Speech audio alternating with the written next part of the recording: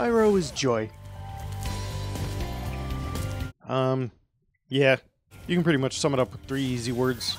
These days, I mean, yeah, there's indie 2D platforming kinda a lot. But once platforming made that, like, 3D Super Mario 64 switch, you kinda didn't really get much other than Mario. Because the bar got set so fucking high the first time that, like, I don't know, even on its own console, you had some runners-up, but they weren't the game candy. They were, diet game candy. And that's what this is. It's like the best diet game candy PlayStation ever made. I mean, I don't know, maybe it's just because their system was so much weaker than N64, but they were never going to match Mario 64. They just literally didn't have the tech to make something like, Mario 64 level perfect. And it certainly is as good as anyone ever did do. And translating to newer hardware, it is the exact same controls with just better graphics. And when I say exact same controls, they literally spiroscoped the old motion. And no, I didn't make up that terrible fucking term, they did. And I gotta say, yeah, this is pretty much exactly how we used to play. Jeggin. They added some button redundancies to make, running and breathing fire and shit slightly more convenient, which is fine. They added analog control to the first game, which without it, I can tell you kind of sucked. So that's a welcome addition. I remember playing that like 20 years ago without a joystick. And, yeah, Jeggin. And, it's just other than that, exactly the same. Spyro follows ye old 3D platformer level design. You got your main open world, or series of hub worlds, in which you connect a bunch of smaller worlds, in which you collect all the shit you can. In this case, gems, dragons, and a bunch of secrets. Some games is jigsaws, or bananas, or, coins and stars. Here it's gems. But like most good 3D platformers, that's just really your excuse to get the collectathon itch. And that makes you want to explore the level, find all the secrets, get all the good shit, get them 100%.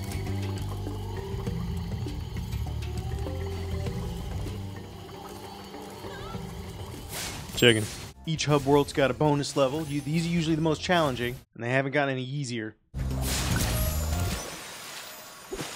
Chicken. It's that crack-like addiction to gems and the little sounds they make and all the little things the game knows to do to your brain to make you want to keep going, keep finding more shit. Chicken. And with 3 games to 100%, that's a lot of quality and quantity. I don't know, you'd have to be pretty fucking dead inside not to want this one. Chicken. As far as real-time rendering that can match a Pixar movie, like, I don't know how you get closer than this. This is really up there tying with, like, Ratchet and Clank. Yeah, I don't know, there's just not really much to complain about. It looks good, it runs good. I don't know, they probably could have pushed the resolution on the Pro and the X, but, like, whatever. You gotta be pretty cynical to not have fun with this, or want to.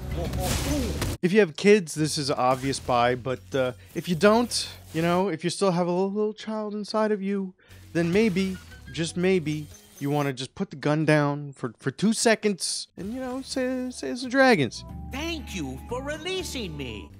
Chicken. I know it's kind of unfair to compare it to Mario 64, but you know what? When it came out, it was kind of compared to Mario 64. Everything that came out was compared to Mario 64.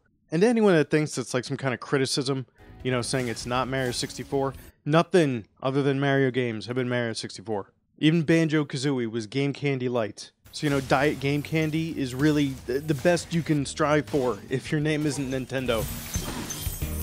I mean, like, honestly, outside of the next Mario game, where are we gonna find, straight Game Candy is?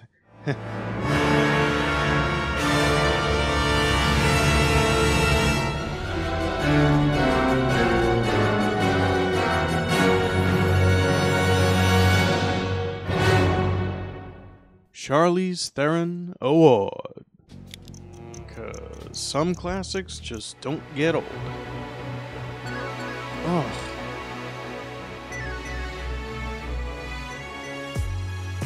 Oh.